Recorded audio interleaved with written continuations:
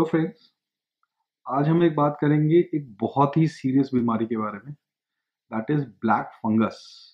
हम टीवी पे न्यूज़ में रादर आजकल मेरे पास जितने भी कॉल्स आ रहे हैं, कोविड हमारा बहुत ही कम हो चुका है, लेकिन अब जो कॉल्स आ रहे हैं वो पेशेंट्स के आ रहे हैं कि डॉक्टर साहब कहीं ब्लैक फंगस तो नहीं हो गया।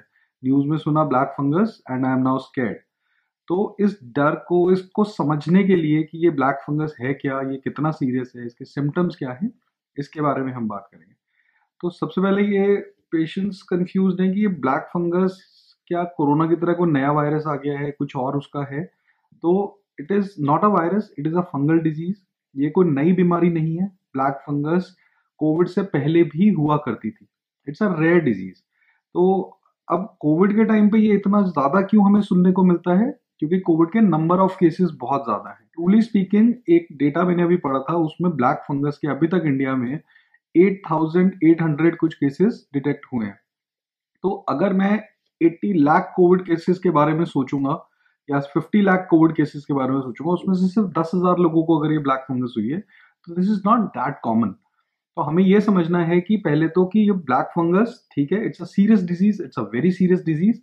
लेकिन ऐसा नहीं है कि वो हर कोविड पेशेंट को हो रहा है, कि अगर आप कोविड से रिकवर हुए हैं तो आपको दिमाग में ये बैठा हुआ है कि नहीं, कोविड के पेशेंट को ब्लैक फंगस हो रहा है। ऐसा नहीं है। किसको होता है, क्या होता है, वो अभी मैं आपको बताऊंगा। बट पहले ये समझिए कि ब्लैक फंगस होता क्या है। फंगस क्या होता है? फंगस आपने जैसे अपनी ब्रेड में देखा है कि अगर आप ब्रेड को अगर अपना बाहर रख दें, अगर डैम्प एनवायरनमेंट में ह्यूमिडिटी है और आपने ब्रेड को 3 दिन के लिए बाहर छोड़ दिया, तो उसके अंदर एक ब्लैक कलर का या व्हाइट कलर का उसके अंदर एक वो आ जाता है। हम सब उसको कहते हैं कि ब्रेड में फंगस लग गई है।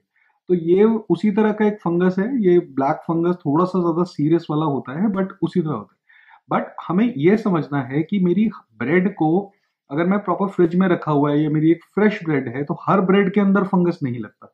वो एक पर्टिकुलर स्पेसिफिक एनवायरनमेंट के अंदर ही फंगस आपका ग्रो करता है। कि मेरे ब्रेड को ह्यूमिड एनवायरनमेंट में बाहर छोड़ा, वो भी 3-4 दिन के लिए।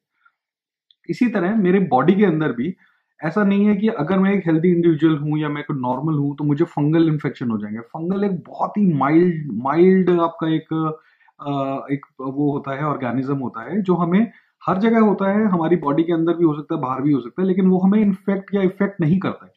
फंगस इफेक्ट करेगा जब मेरी बॉडी, जैसे मैंने बताया, ब्रेड बाहर रखी तो उसमें फंगस हुआ।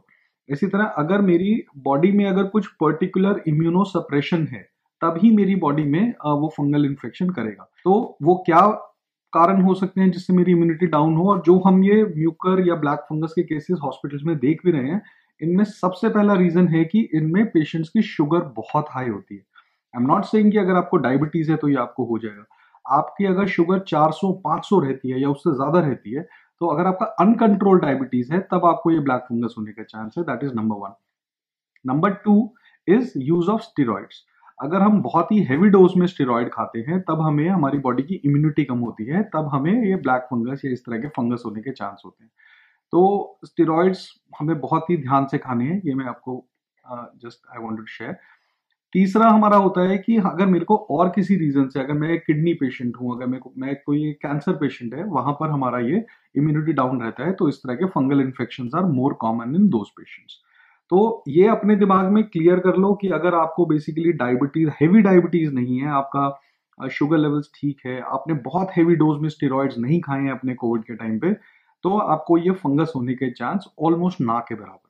तो ऐसा नहीं है कि आप होम आइसोलेशन के पेशेंट्स हैं और अगर आपने इसमें से कुछ नहीं है और आपको कुछ ऐसा छींक आया या कुछ सिम्टम लगा और आपने न्यूज में सुना है ब्लैक फंगस, तो you should be scared. You should not be scared, क्योंकि वो फंगस होने के चांस आपको ऑलमोस्ट ना के बराबर है। फंगस का कोविड से कोई कनेक्शन नहीं है। कोविड में स्टेरॉइड हैवी डोज में खाया जाता है। कोविड के पेशेंट अगर डायबिटिक हो तब हमारा वो फंगस आता है। तो कोविड का ब्लैक फंगस से कोई कनेक्शन नहीं। तीसरा, जो मैं अब ये हमने समझ लिया है कि इसके आगे का वीडियो अगर आप डायबिटिक और वो सब नहीं है तो आपके लिए प्रैक्टिकली नहीं है, क्योंकि अब मैं आपको इस फंगस के सिम्टम्स बताऊंगा। तो इस फंगस का जो हमारा मेजर इंपैक्ट होता है वो हमारा फेस पे, हमारी आईज पे, साइनस पे और हमारे लंग्स पे मेजरली इंपैक्ट ये फंगस यहाँ करती है। तो इसके सिम्टम्स भी वैसे होंगे। जो साइनस एरिया होता है, फंगस उसके अंदर नाक से एंटर करती है और साइनस में जाके बैठती है। तो मेरा नाक अगर ब्लॉक्ड है, मेरे नाक से अगर ब्लड आ रहा है, स्पेशली अगर वो ब्लैक कलर का पानी आ रहा है, या फिर मेरे को साइनस एरिया में यहाँ पर या यहाँ पर अगर मुझे पेन होने लग जाता है, सिवियर जो साइनोसाइटिस का पेन होता है, या मुझे एक साइड का हेडेक होने लग जाता है, तो हम सोचते हैं कि हमारे इस एरिया का प्रॉब्ली ये फंगल इन्फेक्शन हो सकता है। सेम वेज अगर मेरे आईज में, अगर मुझे आंख में रेड हो गया है, काफी आंख में बहुत पानी आ रहा है, आंख में बहुत पेन हो रहा है, या मुझे आंख मेरी तिरछी हो गई है कि मुझे डबल डबल दिखाई दे रहा है, या फिर मेरी आंख में कुछ बाहर की तरफ आ रहा है, तो उसमें ये आंख वाले सिम्टम्स होते हैं। चेस्ट में अगर बहुत खांसी बहुत बढ़ गई है, या फिर मुंह से ब्लड, खांसी में ब्लड आना शुरू हो गया है, तब हम सोचते हैं, या फीवर आ रहा है, तब हम सोचते हैं ये ब्लैक फंगस है। बट खांसी, रिमेंबर, कोविड पेशेंट को रिकवरी के बाद कोविड की वजह से भी खांसी हो सकती है, थोड़ी बहुत जो रेजिडुअल कफ हम कहते हैं, वो थोड़ा बहुत कोविड पेशेंट हो। तो इट्स नॉट लाइक कि आप कोविड से रिकवर हैं और आपको थोड़ा कॉफ हो रहा है एंड यू स्टार्ट थिंकिंग कि यार ब्लैक फंगस। ऑलवेज रिमेंबर, अगर बहुत हेवी डोज में और लंबे ड्यूरेशन तक स्टेरॉइड मिले हैं, जो कॉमनली एक आईसीयू के पेशेंट के लिए होता है, या फिर आपका शुगर अगर 300 400 500 रह रहा है, तब आपको ये सोचना है कि क्या मुझे ब्लैक फंगस तो नहीं हो रहा है। तो it is not for all. Now, अब इस फंगस से बचा कैसे जा सकता है, this is the most important part of. सबसे पहले तो you have to keep yourself mentally relaxed, और आपको ध्यान रखना है कि क्या मुझे ये फंगस होने के चांस है। अगर आप एक इम्यूनो कॉम्प्रोमाइज पेशेंट नहीं है, अगर आपको हैवी शुगर या आपको स्टेरॉइड्स वगैरह जो मैंने अभी चीजें बताई वो नहीं है, तो पहले तो आपको ये सोचना ही नहीं है क्या ये फंगस मुझे हो सकता है। बट अगर आप डायबिटिक हैं या आपको स्टेरॉइड्स भी मिला है, तो हम अपने आप को कैसे प्रोटेक्ट कर सकते हैं। तो सबसे पहले है कि हमें अपना शुगर लेवल, जैसे ही अगर आपको कोविड डायग्नोज हुआ है या आप कोविड रिकवर्ड हैं, सबसे पहले अपना शुगर चेक करके देखिए। अगर वो शुगर आपका 200 से कम है, तो इसका मतलब आपका शुगर ठीक है। It should not be more than 200 at any point of time. और अपने शुगर लेवल्स अगर बढ़े हुए हैं, तो उसको कंट्रोल करवाइए अपने डॉक्टर या फिजिशियन से मिलकर। That is advice number 1। Secondly, अगर आपको कोविड होता है, तो हमें स्टेरॉइड्स का ध्यान रखना है कि स्टेरॉइड्स हम ऐसे नहीं खा सकते। आज की डेट में लोगों को लगता है कि स्टेरॉइड के बिना कोविड ठीक नहीं हो सकता। It has to be remember, steroid एक बहुत तेज दवाई होती है। Medically we call it double edge sword, कि वो दो धारी तलवार है। एक साइड से वो पेशेंट को बचा रही है, लेकिन दूसरी साइड से वो हमें इम्यूनिटी को कम करके हमारा इस तरह के फंगल इन्फेक्शन, बैक्टीरियल इन्फेक्शन और दुनिया भर के हमें प्रॉब्लम्स कर सकता है। तो स्टेरॉइड तभी लेना है जब या तो मेरा ऑक्सीजन की कमी हो बॉडी में, 94 से मेरा सैचुरेशन डिप जाए, या एक रिलेटिव इंडिकेशन की तरह अगर मैं 7th 8th डे के बाद भी अगर मेरा फीवर परसिस्ट कर रहा है, तो 8th डे 9th डे हम एक लो डोज में स्टेरॉइड बुखार तोड़ने के लिए स्टार्ट करते हैं। Steroid should never be used in the first week of Covid. Just remember this, unless आपका सैचुरेशन फॉल करने लगे। तो दिस इज एडवाइस नंबर 2 कि स्टेरॉइड्स हमें अननेसेसरी और बहुत लंबे स्टेरॉइड्स कोविड में नहीं खाने हैं। तीसरा, जो हमारा ऑक्सीजन हम लेते हैं, कुछ पेशेंट्स हैं जो घर पे ऑक्सीजन लेते हैं, या कुछ पेशेंट्स हॉस्पिटल से रिकवर होकर घर आते हैं, तो वो अपना ऑक्सीजन घर पे अपना कॉन्सेंट्रेटर या सिलेंडर से ऑक्सीजन लगाते हैं। वो जो ऑक्सीजन है वो एक बहुत ही इंपॉर्टेंट सोर्स होता है इस तरह के फंगस या बैक्टीरिया के ग्रो करने का। तो जो आपका कॉन्सेंट्रेटर है, जो आपका सिलेंडर है, आप जो भी यूज करता है उसे पता है कि उसके अंदर एक आपका वाटर का एक वो होता है, कॉलम होता है, जिसमें से वो आपका ऑक्सीजन ह्यूमिडिफाई होकर आपको मिलता है। वो जो वाटर सोर्स है वो हमारा एक बहुत बड़ा ये फंगस ग्रो करने का सोर्स होता है।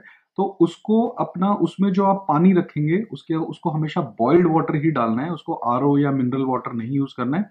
पानी को बॉईल कीजिए, ठंडा कीजिए, और उसके अंदर उसको अपने ह्यूमिडिफायर में यूज करना है, जो आपका ऑक्सीजन कॉन्सेंट्रेटर या सिलेंडर का होगा। देन अपने ह्यूमिडिफायर को आपको डेली अपना क्लीन करना है अच्छी तरह, माइल्ड सोपी वाटर में यू कैन क्लीन, उसको ड्राई करना है, और ड्राई करने के बाद ही उसको अपना यूज करना है। तो इस तरह के, अगर मास्क, अपने ऑक्सीजन मास्क को भी हमें 2 मास्क यूज करने हैं अपना daily. We have to change a mask, we have to clean in soapy water और ब्लीच वाटर। तो इस तरह से अपना ये सारे हम अगर प्रिकॉशंस रखेंगे, तो हम इस फंगस के ग्रोथ को और इससे इन्फेक्शन को खुद को बचा सकते हैं। तो I just want to share it with you, क्योंकि डेली इतना पेशेंट्स का डर, अब कोरोना के डर की जगह भी ब्लैक फंगस का डर स्टार्ट हो गया। तो हमें डरना नहीं है, इसके रिस्क फैक्टर्स आइडेंटिफाई करके रखने हैं, क्या मेरे को होने का चांस है। अगर होने का चांस भी है, तब भी आपको सिम्टम्स पे ध्यान रखना है। सिम्टम्स लगे, ऑब्वियसली अपने डॉक्टर से कॉन्टैक्ट करना है। बेसिक टेस्ट होते हैं, उससे क्लियर हो जाता है कि ये फंगस है कि नहीं है, एंड उसका ट्रीटमेंट कराना होता है। अपने प्रिवेंशन रखेंगे, स्टेरॉइड्स कम लेंगे या नहीं लेंगे, जरूरत पड़ने पे ही लेंगे। शुगर्स अपने कंट्रोल रखेंगे। अपने जो मैंने ऑक्सीजन के आपको मोड्स बताए, उसके लिए अपना ह्यूमिडिफायर और उनके प्रिकॉशंस रखेंगे, तो you can save yourself from this fungus. So don't be worried and stay safe.